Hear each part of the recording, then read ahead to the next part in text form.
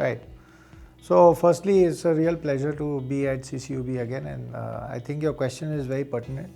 Um, there are a lot of misconceptions around it. For example, people don't really know, but real large quantities of fresh produce, pharmaceutical, frozen products are actually transported by sea in refrigerated containers, and it's not something that has happened only a few years back. It's been going on for quite a few years right now. I think our biggest challenge, as far as transportation of cargo which is temperature sensitive is concerned by sea, is the long transit times, right? When you compare it to some of the conventional means, which is air, etc.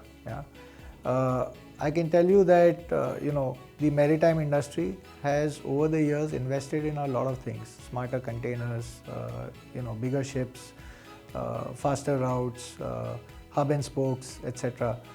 This all helps with transportation of cargo in a safe and a controlled environment.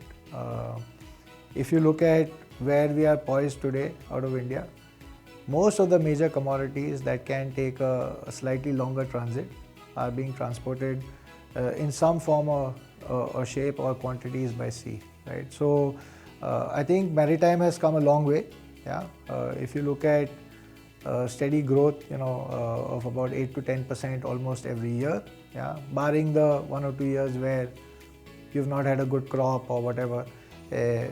But I think that there is a clear shift, from air to ocean because of the cost savings that are involved and the kind of quality that is being brought to the ecosystem.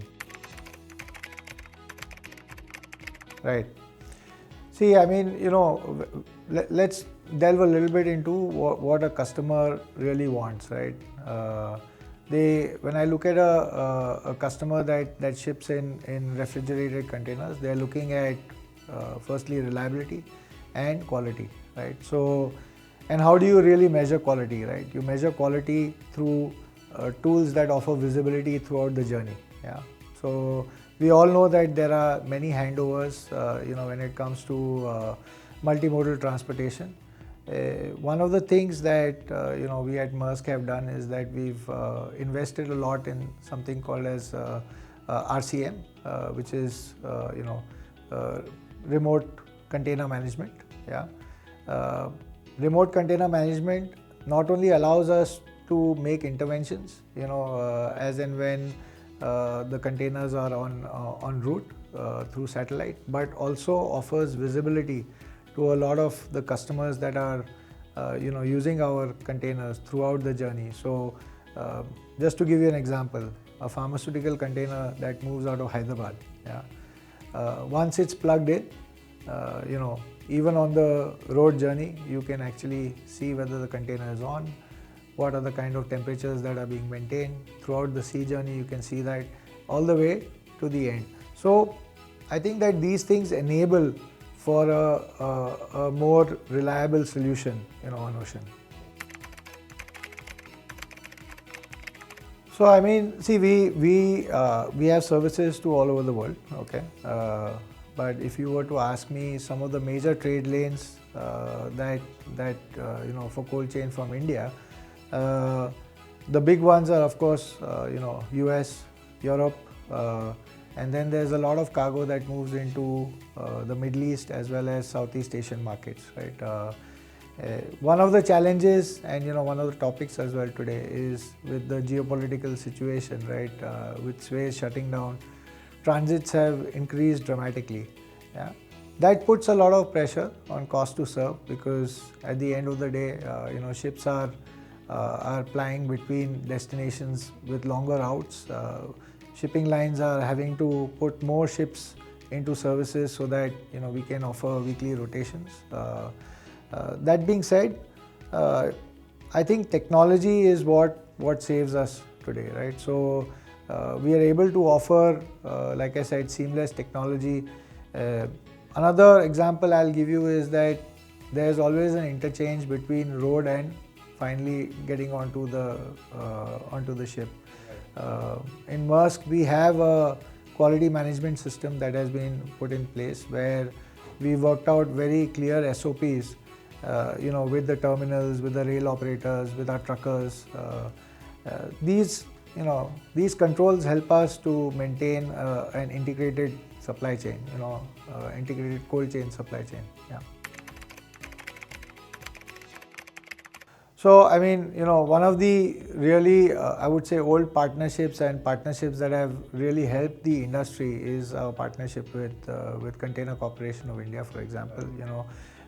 We run trains from different parts of the country. We are able to offer seamless service all the way from inland points, through trains that have power packs on them. This is just one example, but I can tell you that, as an integrated supply chain solutions provider, right, we are working with agents within the customs brokerage community. We are working with transporters. We are a third-party logistics provider, so we work with many transporters, many of the large transporters. If you look at one of the major developments that happened last year, the Gemini Corporation, where Maersk and Hapag came together, right, in trying to provide a more reliable solution. One of the major issues, before CCUB last year was how do we provide reliability, and industry reliability as per C-Intel, the top quadrant reliability was at 50%. Our latest, our latest reports that show as per C-Intel on Gemini is that we've been able to maintain 90+% reliability. These are things that, in my opinion, help customers reach, their customers on time and with good products, right? So that's what we are doing right now. Industry professionals such as yourself. Right. So firstly, I must congratulate you on CCUB. This is not the first or the second edition. It's been going on for many years now. Yeah. So,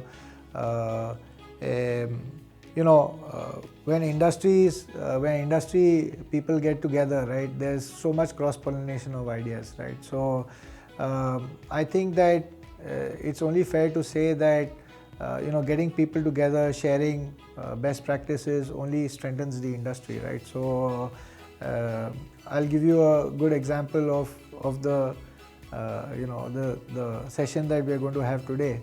We have 3 competing shipping lines that are going to talk about how we service the market together, right? So, at the end of the day, okay, we are competitors, but at the end of the day, we have to provide service to customers, right? So, yeah, it's amazing. So, I think platforms like CCUB are very, very pertinent in today's time, right? So.